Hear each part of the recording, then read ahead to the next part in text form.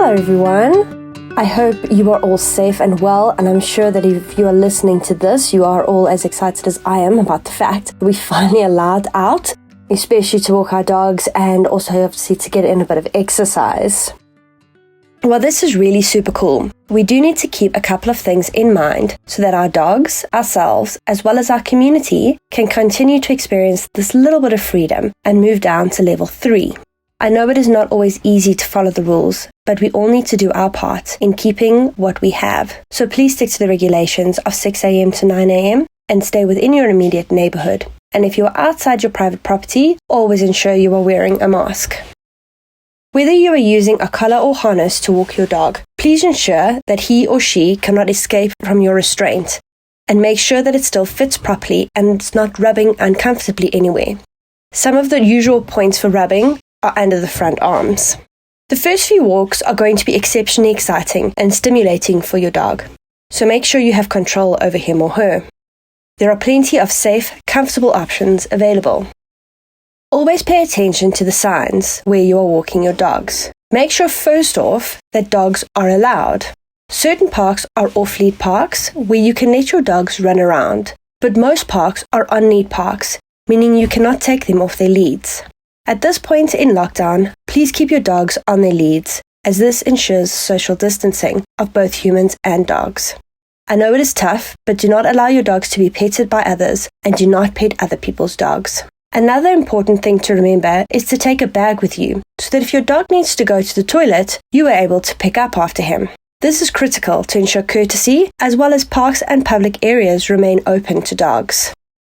It is important to remember that 5 weeks is quite a long time to be doing a lot less exercise than what you are used to, and the same goes for your dog. Please be careful of not overdoing the amount of exercise on your first few times out. You will need to slowly ease back into it, and before you know it, you will be back in your normal rhythm. If you want to do more than your pet can handle in the beginning, please plan your route accordingly, and rather loop back home to drop your dog off before you continue on.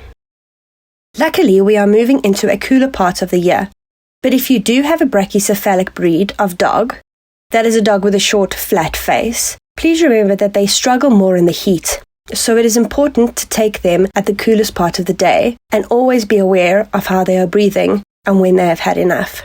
I am mentioning this now as hopefully the further down in the stages we go, the more time will be allowed out, and even in winter, walking a bulldog midday is too hot for them. Taking water with you is another good idea to keep your pets hydrated along the way. So we have spoken about the importance of easing your dog back into his or her running routine, but now I would like to speak about running and walking with puppies. Yes, puppies should go for short walks, as this has many benefits for them. It gets them used to being able to walk on a lead, it gets them used to traffic, bicycles, other dogs, other people, and a whole bunch of new things for them to experience that they do not get exposed to while they're at home. I would stay away from heavily populated dog areas with your puppy until he or she has received all of their puppy vaccinations from your vet. You should not be running with puppies on a lead until they have reached adulthood. This is because all young growing animals have growth plates in their bones that remain open until they have stopped growing. Running on these growth plates can cause damage to their bones. Puppies should be allowed to run around the garden and homes as much as they want to, but not on leads. Different sized dogs will reach their adult weight at different times, and it is important to understand this when it comes to exercising your puppies. Larger breed dogs only reach adulthood at a later stage, and generally they have more issues with their bones and joints compared to small breed dogs. So ensuring we take the utmost care of their developing skeletal systems cannot be overemphasized. Please do not disinfect your dogs when they come home. Do not use alcohol, sanitizers, bleach, or any such products on your dogs. If your dog requires a bath, then use your normal pet shampoo. And finally, please do not take your dogs out of your property if anyone in the household has had COVID-19. We all need to look out for each other right now. Thank you for joining us and taking the time to listen. Enjoy your time out with your animals. For any further questions, please feel free to contact us via our website or Facebook pages.